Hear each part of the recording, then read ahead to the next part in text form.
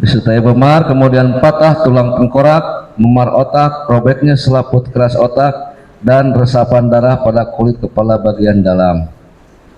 Selanjutnya pada pemeriksaan organ dalam ditemukan adanya tanda-tanda yang sesuai dengan tanda-tanda hipoksia atau jaringan kekurangan oksigen pada hampir sebagian besar jumlah organ dalam.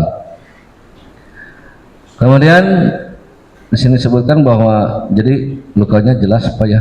Kalau yang berdasarkan pemeriksaan ditemukan bahwa mayoritas seperti yang tadi disampaikan ada di kepala dan di daerah wajah. Jadi kalau saya membaca di sini mungkin ada luka di daerah lain, tapi pada saat pemeriksaan saya nggak temukan. Karena prinsipnya pada pemeriksaan luar jenazah itu kita periksa dari atas sampai ke bawah. Jadi kalau ada yang miss, saya pikir sih karena ini kan masih bisa tampak dengan kasat mata. Jadi kemungkinan insya Allah tidak ada yang miss.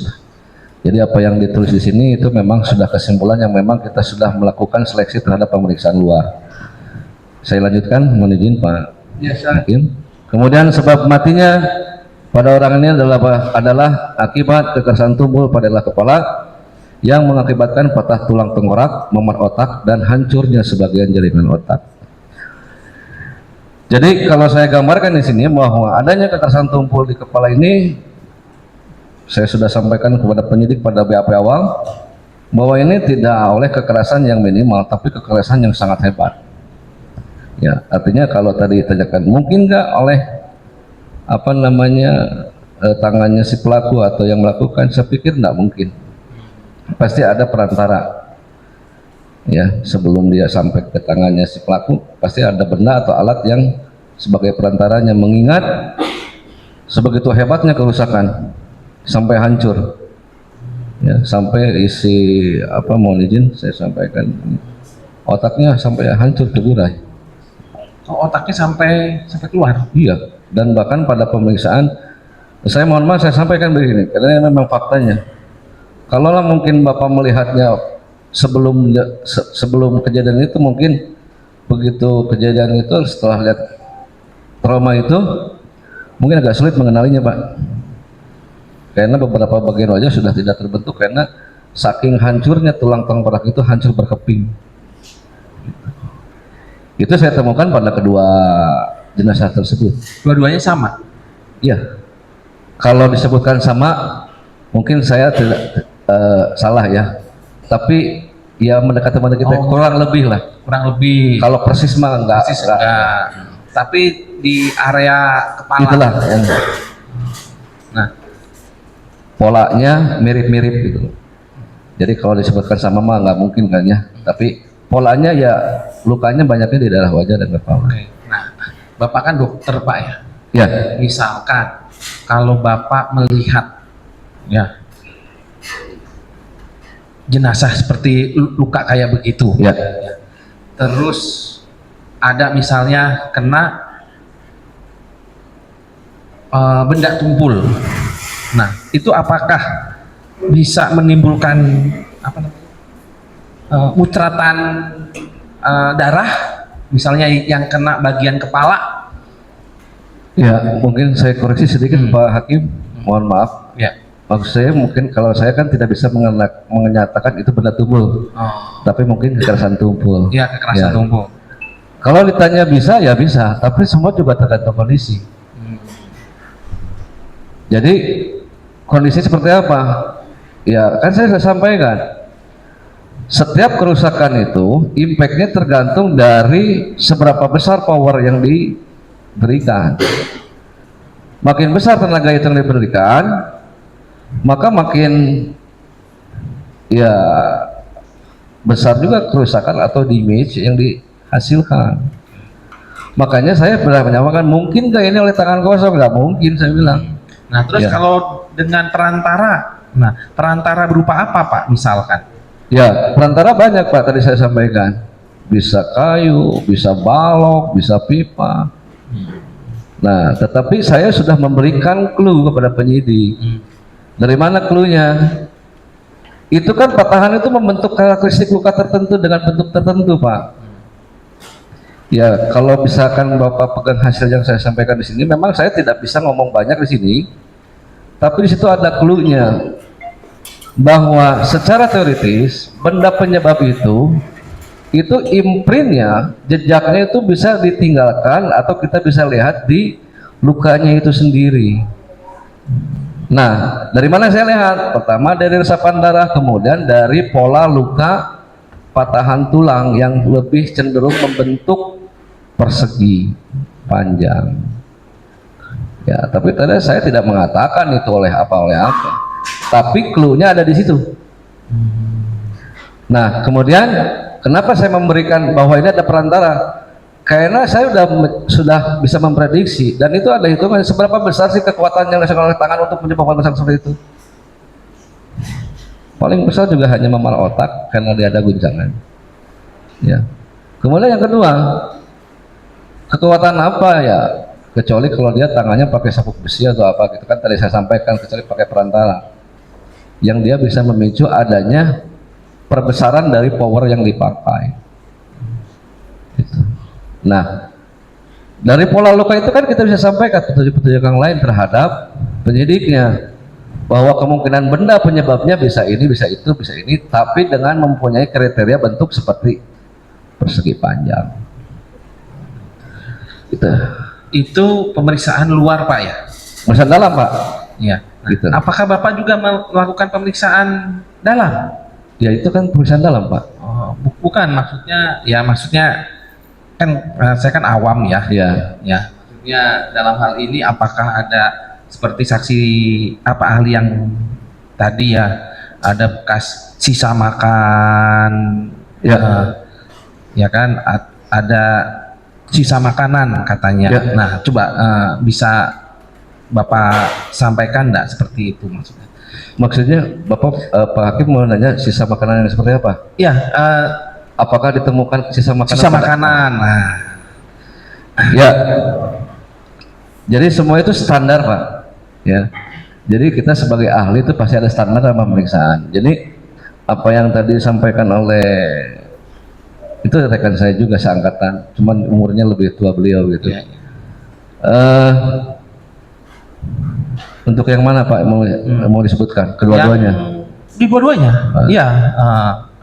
Pengen tahu juga hasilnya itu kira-kira sudah berapa lama tuh? Durasi ada istilah seperti yang tadi saya temukan apa kaku mayat gitu loh Pak. Karena antara almarhum Bu Tuti sama dengan Amel Ya. karena berbeda itu katanya, kalau Bu Tuti sudah tidak bisa Ya. digerakkan karena sudah kaku, kalau Amel masih. Ya. Jadi pertanyaan itu, mohon maaf kalau saya mendahului. Jadi pertanyaan yang disampaikan itu sebetulnya untuk merujuk kepada estimation time of death. Jadi perkiraan saat kematian. Ya, jadi tidak berhubungan dengan sebab kematiannya, walaupun pada kasus tertentu ini bisa berhubungan. Misalnya pada kasus keracunan. Kan sudah saya sampaikan tadi, kasus ini buat saya adalah kasus yang mudah karena trauma biasa. Gitu kan. Nah, kalau nanti misalkan apakah ada hubungannya dengan isi lambung, kaku dengan itu? Ya, kalau saya berpendapat mungkin itu nanti untuk penelitian pendidik adalah untuk menentukan perkiraan saat kematian. Mungkin begitu ya Pak ya. Nah, kalau yang disebutkan di dalam pemeriksaan saya, tapi saya tidak bisa menjelaskan isi makanannya apa. Iya. Ya, tapi di situ ada fotonya, kita fotografi. Tetapi yang dicatat di sini oleh saya bahwa pada isi lambung, ini untuk Bu Tuti, pada isi lambung berisi makanan yang sudah tercerna. Ya, sudah tercerna. Kemudian usus 12 jari berisi cairan berwarna kuning kehijauan, usus halus berisi cairan kental berwarna putih kekuningan, dan usus besar berisi massa lunak berwarna kuningan, masuknya kotoran. Jadi isinya makanan yang sudah tercerna. Maknanya apa? Mungkin itu yang mau ditanyakan. Ya maknanya berarti sebelum dia yang bersangkutan meninggal, ya dia sudah 6 jam dari saat makan terakhir. Ya, Perkiraan 6 jam. 6 jam yang sudah tercerna. Kurang lebih 6 jam, karena kalau sudah 6 jam biasanya dia kosong, Pak. Jadi kalau masih ada makanan yang sudah tercerna, berarti dia kurang dari 6 jam setelah makan terakhir. Begitu. Tadi sudah saya sempat tanyakan juga, Pak, ya. Ya. Apakah itu berupa bisa nggak makanan ringan gitu terdeteksi? Apapun, Pak, kecuali air. Oh, bisa juga. Kalau air langsung, Pak, dia nggak pernah dia mendem dulu di lambung. Kecuali kalau dia banyak, maka di dalam kurvatura mayornya itu dia pasti menggema. Tapi kalau cair pasti langsung lewat lambung. Dia nggak di. Ya, itu untuk korban almarhum Bu Tuti ya. Ibu Tuti. Oke. Kalau Amel,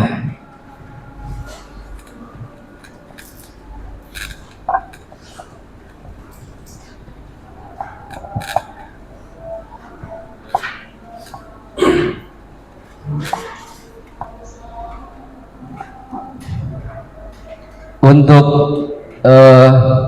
Amel, ya, sesuai dengan visum nomor 78/7 2021 Dokpol, bahwa di sini lambung berisi cairan berwarna coklat, ya, tidak terdapat adanya pencernaan yang tersisa, ya. Selaput nanti tidak dapat resapan darah, usus 12 jari, sama seperti yang tadi saya sampaikan, seperti Nyonya Tuti. Jadi sini ada perbedaan. kalau Amel itu perkiraan Sudah lebih dari 6 jam setelah makan terakhir. Ya, pertanyaannya kan penyidik, makan terakhirnya kapan? Ya saya nggak tahu. Jadi kalau untuk menentukan estimation time of death dari sana, saya bilang sulit gitu loh. Ya udah, yang gampang aja, cari kaku mayat sama lebam mayat, beres. apa istilahnya, Pak? Kaku mayat sama lebam mayat untuk menentukan perkiraan saat kematian. Jadi kapan sih, Dok, ini orang ini meninggal, perkiraan waktunya kapan? Tetapi saya sampaikan karena itu berupa estimation, not determining. Jadi beda, estimasi itu kan perkiraan, kalau determinan itu menentukan. Jadi dia kalau dengan metode estimasi, dia akan lebih benar, kebenarannya akan lebih banyak, tapi dia tidak spesifik karena kita menggunakan range. Ya, jadi apalagi yang bisa, ya yang kita mampu untuk saat ini di Indonesia ya hanya ini, saya bilang. Tapi saya bilang sama penyidik, insya Allah ini masih tetap dipakai di seluruh dunia, masih pakai memperkirakan ini, karena ini yang paling memberikan kontribusi, yang nilai kebenarannya walaupun dia estimasi tapi masih bisa relevan, kecuali dengan musim yang berbeda. Kita kan tropis, ya, maka kita pakai tropis. Tapi untuk yang ini, untuk yang kaku mayat sama yang lebam mayat, karena dia tidak dipengaruhi terlalu banyak oleh eksternal faktor, artinya environment, lingkungan tidak terpengaruh. Ya kecuali kalau sudah ada pembusukan, mungkin nanti faktor eksternal seperti environment itu sangat. Mayat dan itu hampir seluruh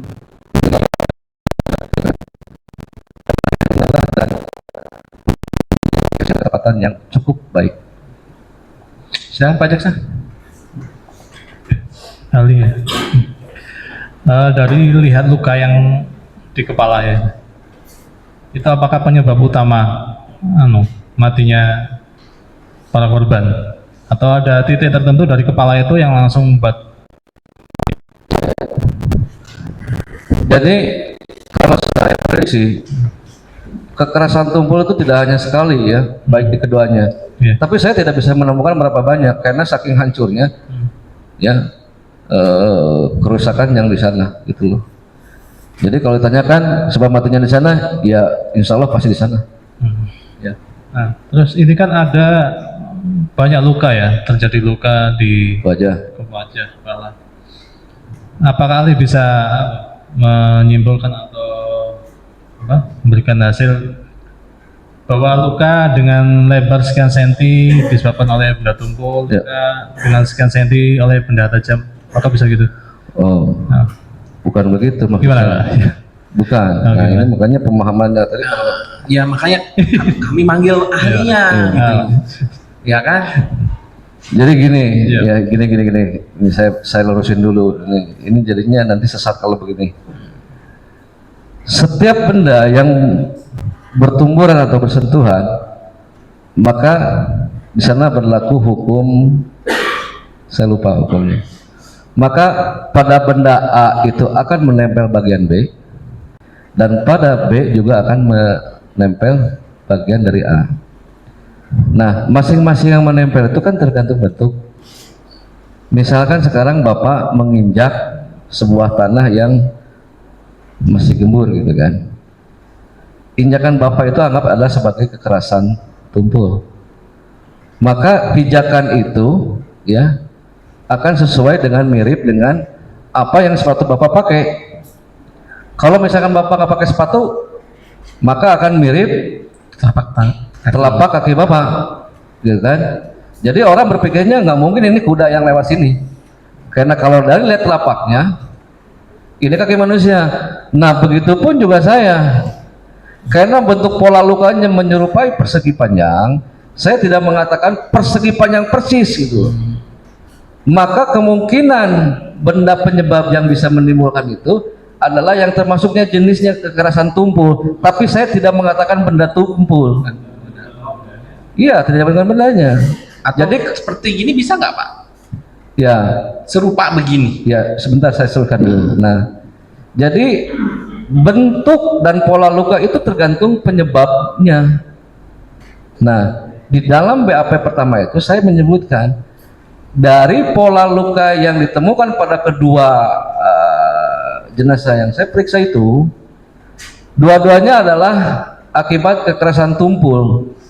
Yang dilihat dari pola lukanya dapat disebabkan oleh adanya kekerasan tumpul dengan permukaan atau benda tumpul yang mempunyai permukaan persegi panjang. Ya, apa aja, bisa pipa, bisa balok, bisa apapun lah yang ada bentuknya kotak begitu. Tapi saya katakan bentuk kotaknya itu imajiner, karena kan kita tidak mungkin juga mengukur, karena kan tulang itu jaringan yang ada sedikit elastisitasnya walaupun dia keras. Tetapi kalau kita tarik imajiner itu seolah-olah persegi panjang gitu.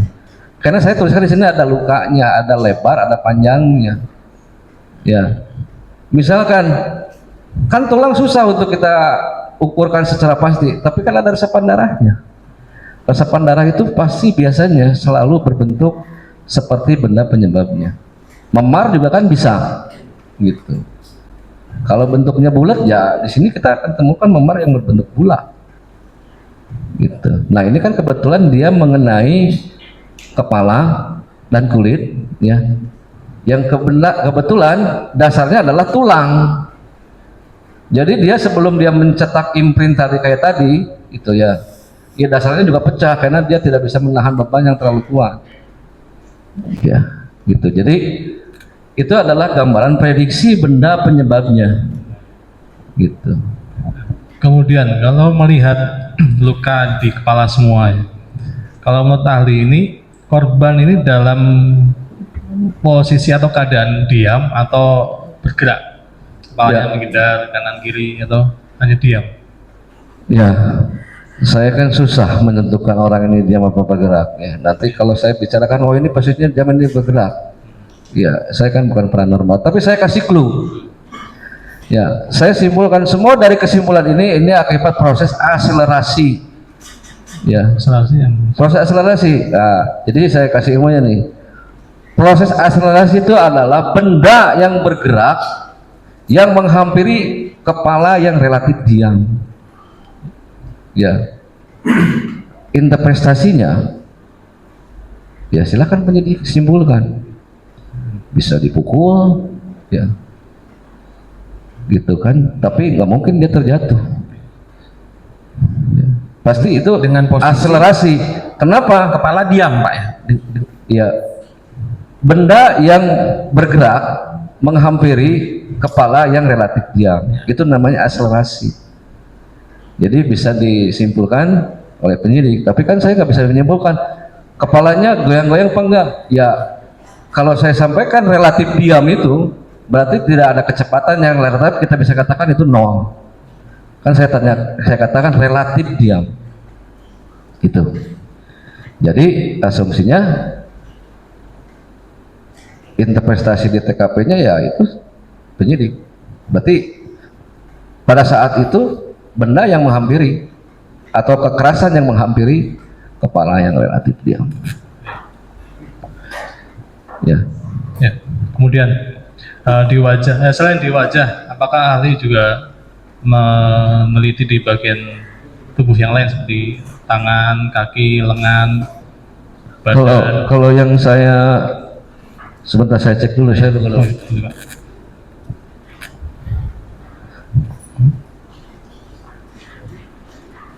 itu mungkin bisa kita lihat sama-sama di hasil kesimpulan di hasil visum di bagian hasil pemeriksaan. Ya. Ini untuk Amalia ya, saya sampaikan di sini. Ini pada pemeriksaan luarnya supaya sudah jelas ini. Pada kepala ya, poin A, poin B pada kepala, poin C pada dahi, poin D pada dahi, poin E pada mata, ya, poin F pada pipi, poin G pada pipi lagi. Nah, ini ada yang bagian tungkai juga ada, ya. Ya, di bagian tungkai ada. Ya, di poin tungkai atas kaki ya. Untuk yang Amalia. Ya. Ya, di lengan kanan juga ada di sini ya. Jadi bisa disimpulkan mungkin ada juga apa istilahnya itu, tapi dari perspektif ilmu forensik ya. Jadi mungkin juga kan ini yang tadi disampaikan, yang menerima kekerasan dia bukan benda mati kan. Dia yang saya pastikan bahwa pada saat dia mengalami kekerasan tersebut dia dalam kondisi masih hidup. Ya. Ya minimalnya masih ada sedikit perlawanan. Ada Ya. sedikit. Kemudian di wajah Maya juga ada lebam di mata, kayak di Amel. Bukan ya. lebam, memar. Memar. Ya. Itu disebabkan oleh pukulan tangan atau benda? Nah, ini Benturan benda. sesat lagi ini. Jadi itu namanya raccoon eyes ya, atau Brill hematom. Jadi itu biasa terjadi pada orang yang mengalami kekerasan tubuh dari kepala yang hebat. Ya, kenapa saya katakan hebat? Dia tidak hanya di dahi, pecahannya itu patah tulang sampai ke dasar tulang tengkorak. Ya. Jadi kalau mau katakan oh ini mau dikorbannya memar kayak ditonjokin, Saya kata jokin. iya terserah lah. Pokoknya kalau saya mah yakinnya itu. Oh, jadi Ya. kekerasan tumpul yang hebat tadi, Kekerasan tubuh pada kepala kepala yang bisa sangat hebat itu bisa menyebabkan raccoon eyes pada kedua bola matanya. apa es Raccoon eyes Raccoon atau eyes. Brill hematom. Ya. Jadi kalau ada orang ahli mengatakan bahwa ini kekerasan tubuh, Anda tanya aja dulu koas saya. Ya. Koas saya ini lagi magang di tempat kami, pasti dia tahu. Kalau ada kekerasan tubuh yang seperti itu, yang seperti mata raccoon, ya itu dipastikan dia ada kekerasan tubuh di dalam kepala yang menyebabkan patahnya Ya, efeknya ke dasar. sana gitu. Lah, iya. Nah, kemudian ini sampai tulang Jadi tengkorak. seperti maaf. Iya. Jadi adanya gambaran itu tidak disebabkan oleh kekerasan yang lain, tapi memang dampak dari kekerasan yang ada di Iya. ya. Nah, tadi ada luka-lukanya, ada sampai tulang tengkorak pecah, Ya. terus patah, sampai ada retak ya. Itu kalau dari bendanya ini, Dok, itu dari benturan benda seperti besi, kayu, atau benda keras yang macam apa? Seperti apa? Ya, saya kan tidak bisa macam-macam. Pokoknya ada benda yang keras, ya. Kan nggak mungkin pempek gitu kan. Pasti nggak Keras. mungkin ya. Kayu juga kan kalau Bapak katakan lunak, kan mana ada kayu yang lunak digebukin mah kan agar ngomong kalau kayunya kalau besi ya. Jadi di situ pasti kekerasan. Jadi apapun bendanya itu ya tinggal cek keras apa enggak gitu loh. Ya, terus kemudian permukaannya dia menyerupai persegi panjang apa enggak? Ada bagian yang itu enggak. Ya saya kan nggak usah, misalkan Pak Hakim kita tanyakan, mungkin nggak benda ini, ya tinggal cek aja ada nggak bagian dari benda ini yang menyerupai ukuran seperti itu. Udah itu aja. Nah, dikaitkan dengan itu, apakah waktu penyidik minta untuk dilakukan otopsi, kemudian dibawa juga contoh alat-alat Nggak ada. sehingga ada Waktu untuk otopsi nggak ada. mencocokkan lukanya itu? Nggak ada. Tidak. Oke. Yang seingat saya waktu itu yang dibawa itu waktu dia BAP, BAP pertama. Oh, apa, Ya. dok?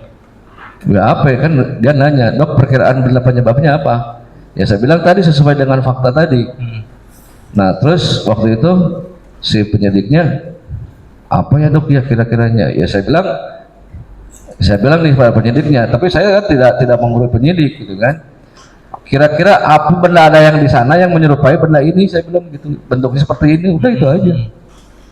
Ya terus waktu itu ya BAP kedua dia bawa ada pipa, ada dongkrak, nah, termasuk ada ini stick golf nih. Oh, di bawah. Ya. Terus dia nanya, mana yang paling mungkin? Ya kan anda udah saya ajarin. Dongkrak mana ada yang bentuknya kayak gini? Saya bilang. Ini pipa. Pipa ini kan ukurannya gede. Pipa juga ini ya silinder ya, Dok. Kalau Iya pipa kan silinder atau balok bentuk kotak gitu kan. Ya terus kalau ini dok katanya apa namanya stick golf, ya anda cari ada nggak bagian yang mirip seperti itu? Saya bilang. Wah ada dok ini yang ini, ya udah terserah anda mau pakai itu silahkan. Cuma saya nanya, itu benda bukti yang anda sampaikan diperlihatkan pada saya itu dapatnya dari mana? Dari TKP. Ya udah terserah anda itu makan. Cepat saya kan tidak mengatakan benda itu yang dipakai. Nah, ini jadi nanti itu salah lagi. Nah, yang terakhir, ini dari banyaknya luka ini, pecahnya tengkorak itu berarti tidak lebih dari satu kali ya dilakukan apa dibentuk ya, satu kali. Kenapa? Kalau satu kali kan berarti kita juga tidak akan temukan di sisi yang lain. Ini kan kalau Bapak lihat di dalam itunya itu masih pada dahi. Pada dahi itu kan posisinya ada yang sebelahnya. Ya, cuman saya tidak bisa pastikan ini berapa kali. Kalaulah paling gampangnya ya hitung aja berdasarkan jumlah luka itu yang ada, ya mungkin sebanyak itulah. Kan saya tidak bisa nyebutkan. Misalkan 10 kali pukulan, ya pertanyaannya emang kena semua gitu kan? Kalau yang kenanya 3, ya itu sesuai yang saya lihat dari faktanya. Nah, terakhir lagi, kalau lihat pola luka di korban Bu Tuti ini, menurut ahli, apakah lebih dari satu alat yang digunakan untuk melukai atau lebih? Iya, saya sampaikan, saya tidak bisa menentukan ini. Yang jelas, berapapun benda bukti yang dipakai waktu itu, saya kan menjelaskannya itu adalah akibat kekerasan tumpul. Tinggal nih kita nanti lihat dari pola lukanya, ya, itu kan. Nah, masalah berapa nanti misalkan ada berapa ya saya tidak tahu. Ya tadi kan sudah saya clue-nya. Tapi mayoritas yang saya temukan ya seperti ukuran tadi yang saya sebutkan sesuai dengan hasil pemeriksaan yang saya sebutkan. Memang ukurannya sih nggak pas-pas banget. Tapi polanya ada memanjang gitu. Antara Ibu Tuti dengan apa itu siapa? Amelia. Misalkan kalau Ibu Tuti ukuran resapan darah dan pola kerusakan struktur tulangnya itu misalkan ukurannya 6 kali 10 gitu kan. Nah yang Amelia itu paling nggak beda dari situ, misalkan 5 kali 8. Jadi saya simpulkan ya kita ambil yang paling luas gitu. Itu aja. Cukup Pak. Nah, Pak, tadi yang saya sempat nanya Pak tentang apa kaku mayat. Ya. Misalkan kalau jenazah itu pingsan Pak, pingsan kan otomatis kan belum meninggal. Nah dihitungnya nggak bisa dihitung Pak. Belum bisa dihitung. Belum. Jadi kaku mayat itu terjadi 1 jam sampai 2 jam setelah kematian. Sedangkan lebam, nah ini makanya beda lebam dengan memar. Lebam itu bukan kekerasan, tapi pewarnaan jaringan kulit pada orang yang telah meninggal. Kapan terjadinya? Paling cepat setengah jam setelah kematian. Ya, jadi kalau orangnya pingsan dia tidak akan mempercepat, tidak juga akan memperlambat. Orang masih hidup kok. Gitu. Atau begini, misalkan orang yang sekarat. Nah, sekarat itu kan istilahnya secara Ya, secara medis kan dia masih ya, masih hidup kan. Nah, tapi karena pelaku mungkin ya. Nah, pelaku tidak mengetahui, wah ini korban ini apakah sudah meninggal atau belum. Nah, terus sudah ada pergerakan, masih dipukul lagi. Nah, seperti itu tetap ya Pak ya, tetap di istilahnya ya, semenjak hitungannya hitungannya setelah mati secara somatis. Makanya kenapa terbentuknya 1 sampai 2 jam, karena itu sampai terbentuk benar-benar terjadi kematian seluler. Jadi kalau mohon izin saya sampaikan, kalau kematian-kematian yang sekarang Bapak tampak lihat itu adalah kematian somatis. Artinya dengan kita tidak melihat adanya pernafasan dan denyut jantung kita dikatakan meninggal. Tetapi sesungguhnya saya kasih tahu bahwa proses secara selulernya belum sempurna mati. Jadi masih ada waktu, makanya kaku mayat akan terjadi 1 sampai 2 jam setelah kematian somatis. ya silakan. Ya. Penasihat hukum.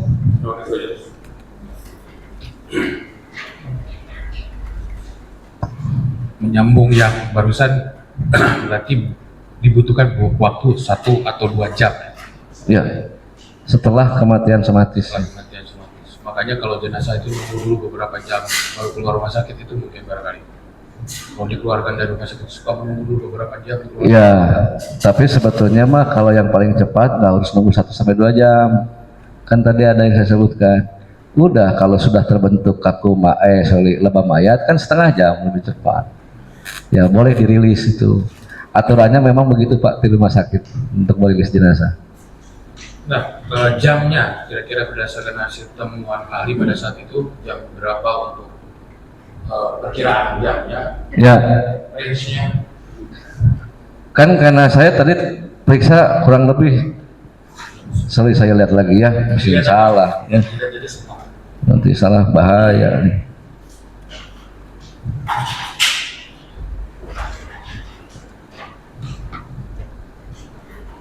Jadi ini saya bawa aslinya, laporan obduksinya ya.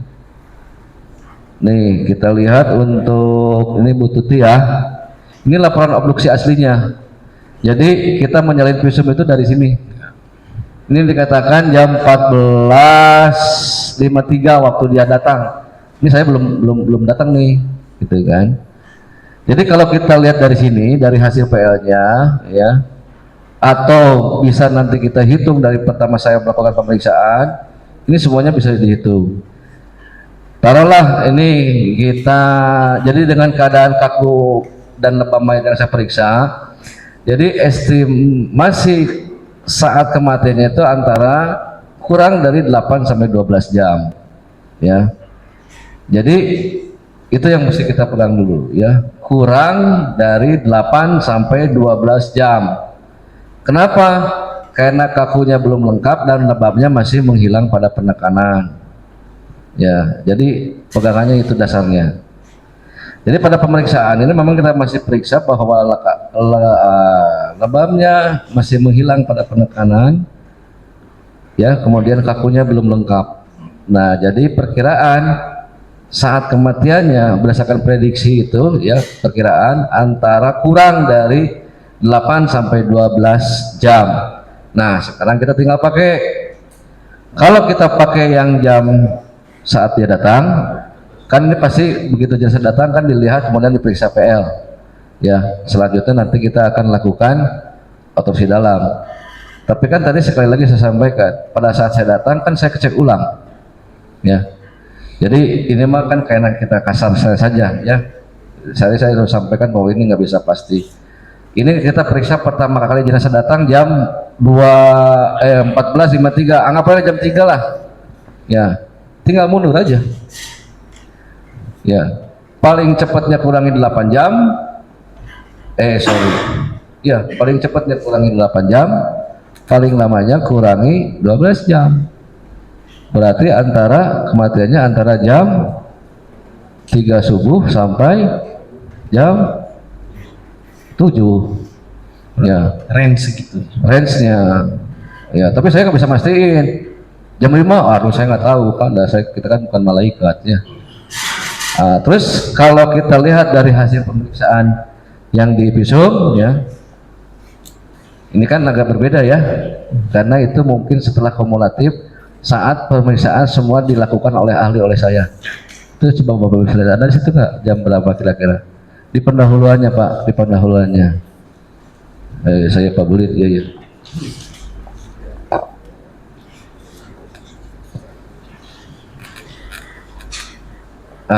Ini udah cepet lah saya dari Bapak mah.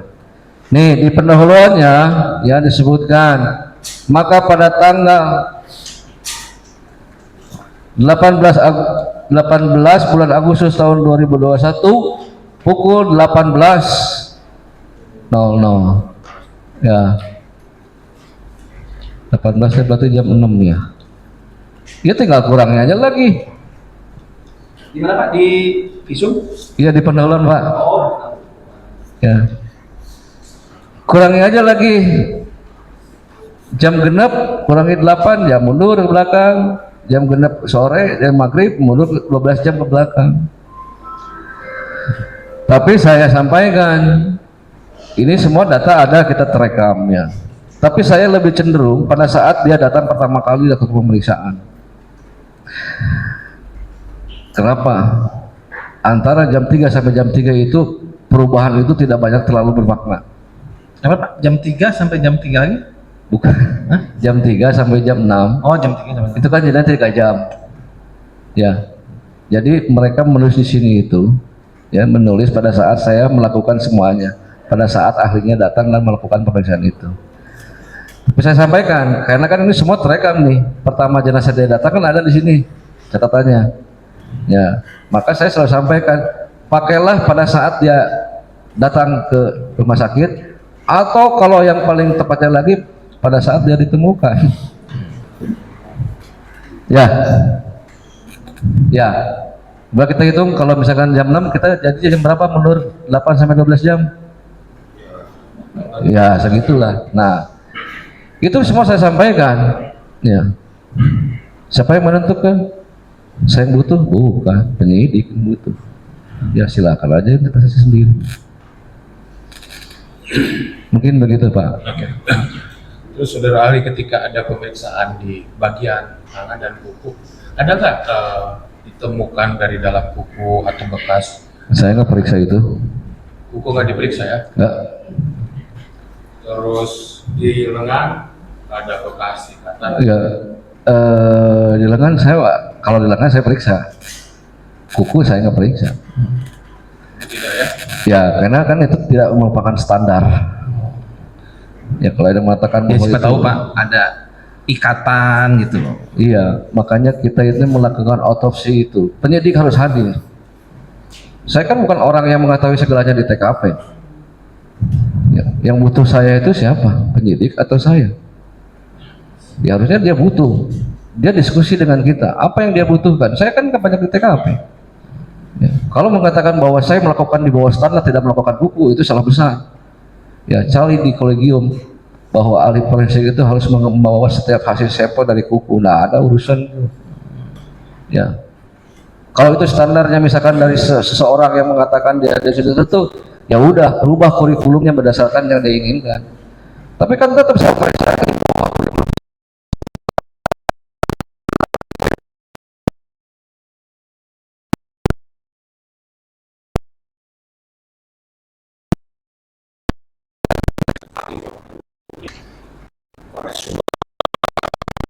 Saya nggak pernah diperiksa, nggak pernah periksa di Polres Subang.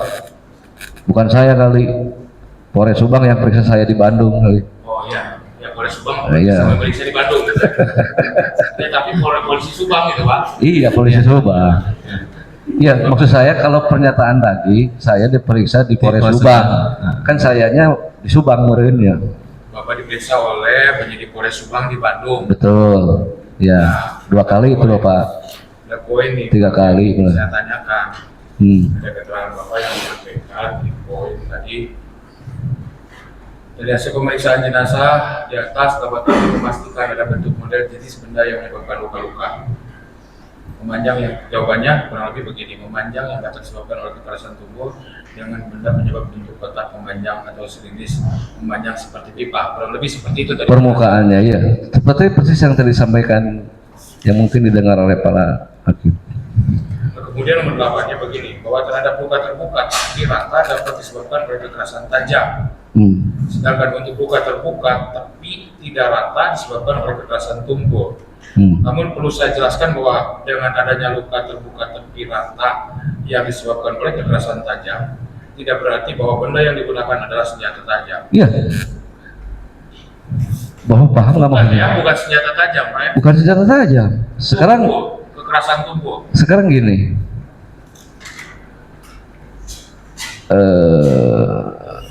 Nggak, maksudnya pernyataan itu Bapak bisa pahami kan? Iya, saya paham. Nah, terus apa yang mau Ya, ditanyakan? makanya ini ada pernyataan yang bahwa memang meskipun Iya, tadi yang saya sampaikan itu untuk menjawab bahwa kalau saya menjawabnya seperti yang tadi dimaksudkan lengkap gitu kan, seolah-olah itu lengkapannya kekerasan benda tumpul gitu kan. Ternyata kita temukan itu adalah senjata tajam. Maka kan pendapat saya ini menjadi salah karena benda yang ditemukannya kan senjata tajam. Padahal kita salah kalau kita menuliskan kekerasan tumpul. Senjata tajam tadi bisa nggak menyebabkan kekerasan tumpul? Ya bisa kalau yang dipakai gagangnya kumaha. Gitu. Ya.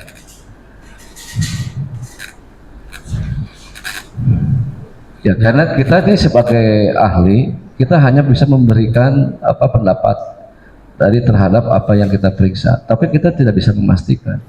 Makin kita terlalu spesifik, saya bilang saya nggak berani. Saya terus terang aja, selama saya menjadi ahli, kasus-kasus yang begini itu sebenarnya kasus yang tidak mudah, tidak sulit dari sisi forensik, tapi dari sisi pembuktiannya. Nah, terus saya bilang, ya Anda jangan nyalahin ke ahlinya. Ahli itu kan sebatas memberikan petunjuk bagaimana perkiraan, mulai dari kekuatannya, mulai dari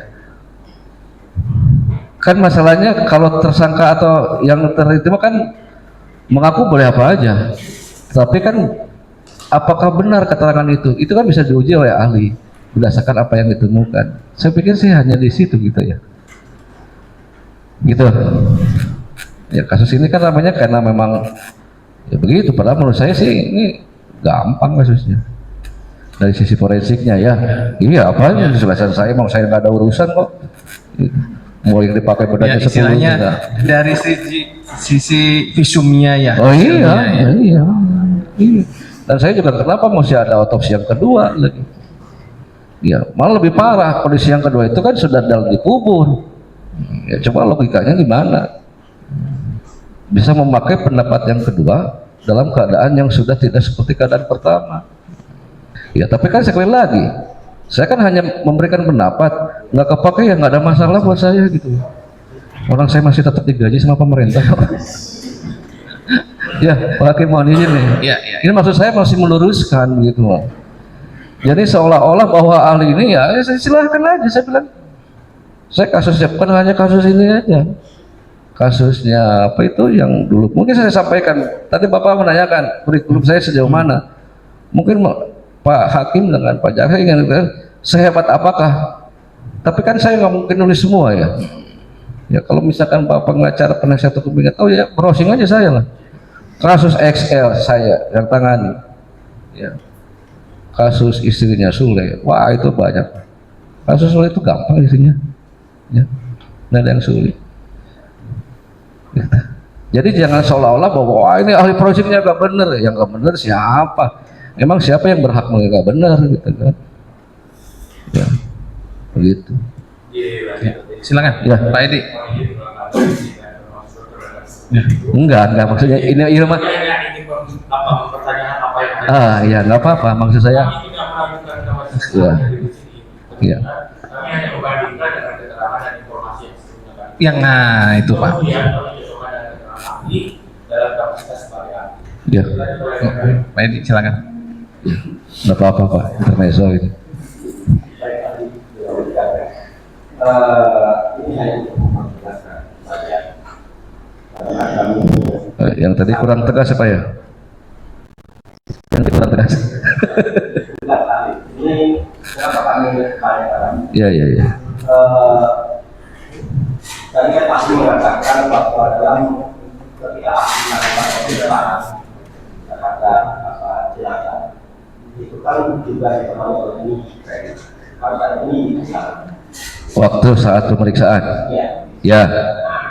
Harus ada harusnya dari awal kan penyidik sudah tahu itulah hasil sebenarnya akan tetapi dalam persidangan ini kan juga baik dalam surat dakwaan maupun saksi yang sudah diperiksa juga saudara kandung, nah itu juga memberikan keterangan baik dalam dakwaan maupun kesaksian dia seolah-olah ada mengukur bagian lengkap, kemudian pembacokan pisau ini dan itu tadi dikatakan bahwa pertama pembunuhan itu bukan akibat karena pukulan.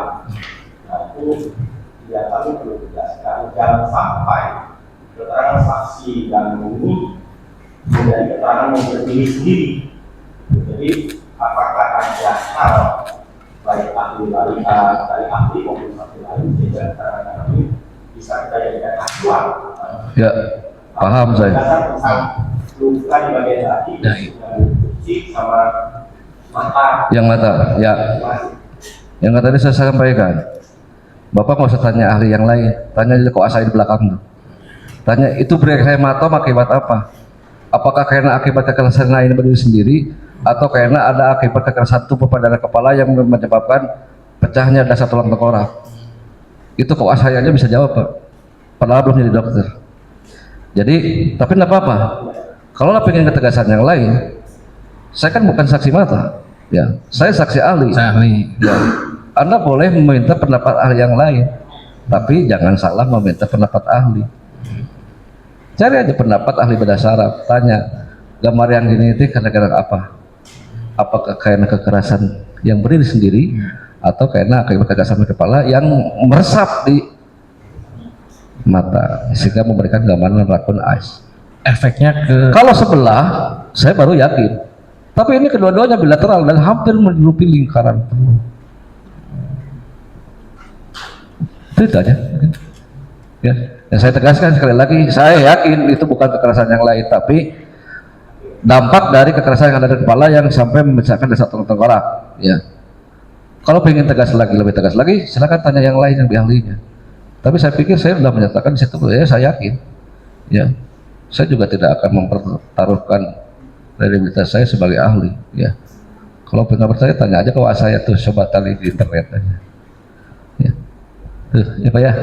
Ya. Yang untuk Pak, apakah pada saat itu ditemukan luka mengarah seperti luka boros ini ya? Ya itulah makanya saya kan dari jelaskan. Kalaulah lukanya tidak banyak dengan yang lain, mungkin saya bisa identifikasi satu persatu. Tapi harusnya lihat fotonya sih, susah saya gambarin. Saya juga maunya sih satu persatu begitu. Cuma masalahnya satu luka dengan lukanya yang lain itu berhubungan. Ya, jadi saya juga susah memperkirakan apakah ini luka yang dari sini. Ya, apakah luka ini berdiri sendiri seperti yang tadi disampaikan oleh Bapak pertanyaan tadi akibat benda yang lain dengan yang berbeda gitu kan? Ya.